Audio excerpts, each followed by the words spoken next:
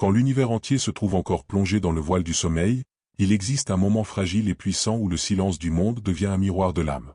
C'est ce moment que l'islam nous invite à ne jamais négliger. Le prophète Mohammed a dit, « Les 2 unités de prière de l'aube valent mieux que ce monde et tout ce qu'il contient, musulman. » Réfléchis un instant à la profondeur de cette parole. Ce monde et tout ce qu'il contient ont les trésors, les empires, les ambitions et les plaisirs ne valent pas 2 simples unités de prière à l'aube. Pourquoi? Parce qu'à ce moment, ton âme rencontre celui qui détient les cieux et la terre. L'aube n'est pas seulement une transition du noir vers la lumière, c'est un appel sacré à la renaissance. Allah dit dans le Coran, « Et c'est lui qui fait que vous dormiez la nuit, et qui fait du jour une résurrection. » Al-Furqan 25, 47.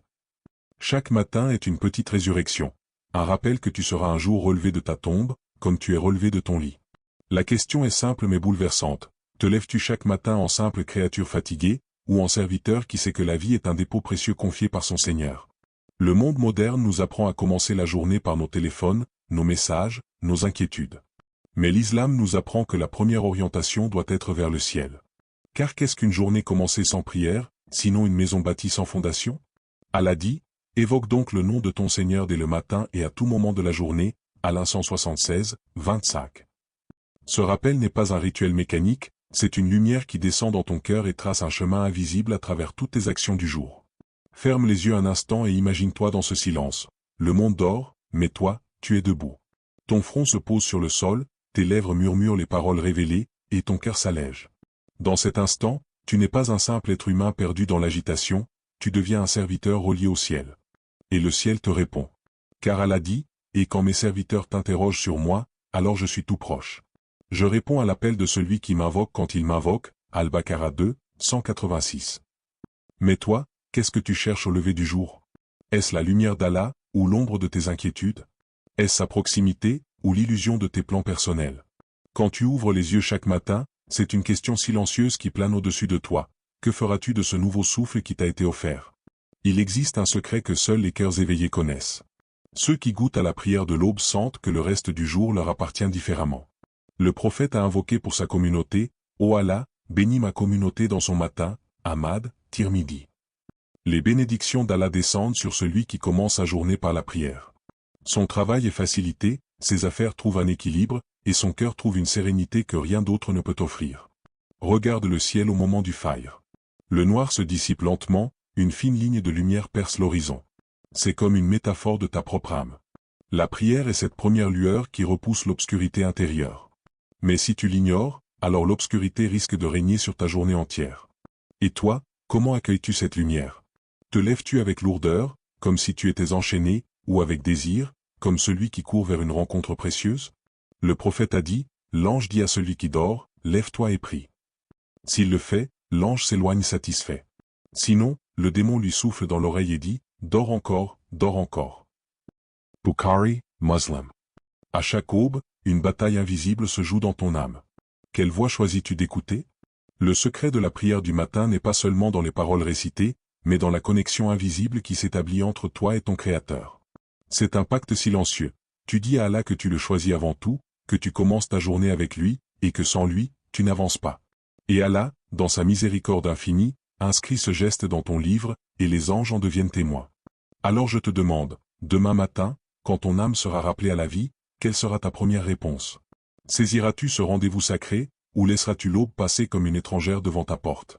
Dans les ruelles brûlantes de la Mecque, au cœur d'un désert où la chaleur déchirait la peau et où les chaînes de l'injustice pesaient sur les plus faibles, vivait un homme dont le nom allait résonner dans l'histoire de l'islam, Bilal ibn Rabah radiyallahu anhu. Esclave d'origine abyssinienne, méprisé par les notables mécois, il n'avait rien de ce que le monde appelle pouvoir. Pourtant, Allah allait élever sa voix au-dessus de toutes, et faire de lui le premier muezzin de l'islam. On raconte que lorsque Bilal embrassa l'islam, son maître, Umayya ibn Khalaf, le tortura sans relâche. Sous le soleil brûlant, on l'allongeait sur le sable brûlant, on posait de lourdes pierres sur sa poitrine, et on lui ordonnait de renier Allah et son messager. Mais sa réponse restait la même, Ahad, Ahad, un. Dans sa bouche, ces mots simples devenaient une déclaration d'éternité. Ce cri ne venait pas de ses lèvres, mais de son cœur illuminé par la foi. Plus tard, libéré par Abu Bakr radiyallahu anhu, Bilal devint l'un des compagnons les plus proches du prophète. Et c'est lui que le prophète choisit pour élever l'appel à la prière. Imagine ce moment, dans une ville où le polythéisme régnait, la voix de Bilal fendait l'air du matin et proclamait « Allahu Akbar, Allahu Akbar ». Ce n'était pas une simple annonce, c'était une révolution spirituelle. Un jour, le prophète dit à Bilal « Ô Bilal, j'ai entendu tes pas devant moi au paradis. Qu'as-tu donc fait ?» Bilal, humble, répondit « Je n'ai jamais fait mes ablutions sans prier ensuite 2 unités de prière pour Allah. » Quelle simplicité et quelle grandeur! Pas d'acte spectaculaire, pas de miracle visible, juste la constance dans les petites choses. Et Allah l'a élevé au point que son nom est lié à l'appel de la foi jusqu'à aujourd'hui. La constance dans les petites actions, voilà le secret. La prière du matin n'est pas un acte grandiose que l'on accomplit pour être vu des autres. C'est une graine discrète que tu plantes chaque jour dans ton cœur. Au début, elle semble fragile, insignifiante. Mais à force de régularité, elle devient un arbre solide, dont les racines plongent profondément dans ta foi, et dont l'ombre te protège des brûlures du désespoir et des distractions de ce monde. Allah dit dans le Coran, et accomplit la prière aux 2 extrémités du jour et à certaines heures de la nuit. Les bonnes actions dissipent les mauvaises. Had 11, 114. Ce verset est une promesse et une consolation. Chaque prière, même petite, même courte, même prononcée avec un cœur fatigué, efface des ombres que tu ne soupçonnais pas. Et toi, qu'as-tu semé ce matin? Était-ce une parole de gratitude, un geste de soumission, une prosternation pleine de sincérité? Ou bien as-tu laissé passer l'aube dans l'oubli, laissant tes soupirs remplacer tes invocations? Pense à Bilal. Un homme qui n'avait rien aux yeux des hommes, mais qui, par sa constance et sa foi, est devenu un symbole éternel. Si lui, sous la torture, a gardé son cœur attaché à Allah, qu'est-ce qui nous empêche, nous, libres et en sécurité, de nous lever à l'aube et de répondre à l'appel? Le prophète a dit, la prière de celui qui prie Fajr en commun est sous la protection d'Allah pour toute la journée. Muslim. Imagine-toi marcher dans ta journée avec cette protection invisible autour de toi, comme un bouclier que personne ne peut percer. Mais cette protection ne s'achète pas, elle se mérite par la constance, par cette graine plantée chaque matin. Bilal ne possédait pas d'or, ni de palais, ni de titre. Mais il possédait quelque chose que ni la torture ni les chaînes ne pouvaient lui enlever, une voix donnée à Allah.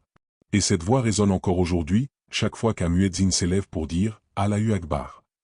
Alors pose-toi cette question, quelle est ta voix dans ce monde? Qu'est-ce que tu laisses résonner chaque matin? Est-ce la voix de ton âme qui proclame la grandeur d'Allah, ou la voix du monde qui t'entraîne vers l'oubli? La prière de l'aube n'est pas seulement un rituel, c'est une déclaration silencieuse. Ô Allah, avant toute chose, je t'appartiens.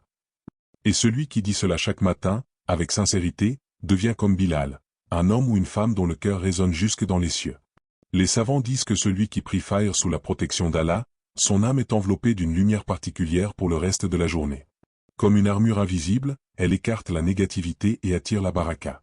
Le prophète a dit, celui qui accomplit la prière de l'aube est sous la protection d'Allah. Muslim. C'est pourquoi le croyant ne commence pas par ses projets, ni par ses ambitions, ni même par ses inquiétudes. Il commence par la prosternation. Réfléchis, combien de fois entamons-nous nos journées en courant derrière les obligations, en oubliant que la plus grande obligation est celle du cœur envers son Créateur? Et si ton premier geste était toujours un geste de soumission, penses-tu que ta journée serait la même? Allah dit dans le Coran, et demande l'aide par la patience et la prière. Certes cela est lourd, sauf pour les humbles, Al-Baqarah 2h45. Chaque matin est une résurrection miniature. Allah nous rappelle, c'est lui qui vous fait mourir la nuit, et qui sait ce que vous avez acquis le jour. Puis il vous ressuscite au matin afin que s'accomplisse un terme fixé, à l'an M 6h60. Quand tu ouvres les yeux, c'est comme si Allah t'avait redonné une nouvelle chance. La vraie question est, que fais-tu de cette chance? Oublies-tu le donateur ou reconnais-tu sa générosité par la prière? Le prophète avait l'habitude de dire à son réveil, louange à Allah qui nous a redonné la vie après nous avoir fait mourir, et vers lui est la résurrection. Alors je te demande, ce matin, t'es-tu levé comme si c'était une routine, ou comme si c'était une renaissance? La prière du matin est une porte vers la lumière. Allah dit, accomplis la prière au déclin du soleil jusqu'à l'obscurité de la nuit, et fais aussi la lecture du Coran à l'aube, car la lecture du Coran à l'aube a des témoins, Al-Isra 17, 78. Les anges même témoignent de ton adoration à ce moment précis. Imagine que chaque matin, 2 mondes t'observent. Le monde visible où les gens se précipitent vers leurs affaires, et le monde invisible où les anges inscrivent ton nom parmi ceux qui se sont rappelés d'Allah. Et toi, dans quel registre veux-tu que ton nom soit écrit au lever du soleil? La journée n'a pas encore commencé, mais ton destin, lui, a déjà pris une direction.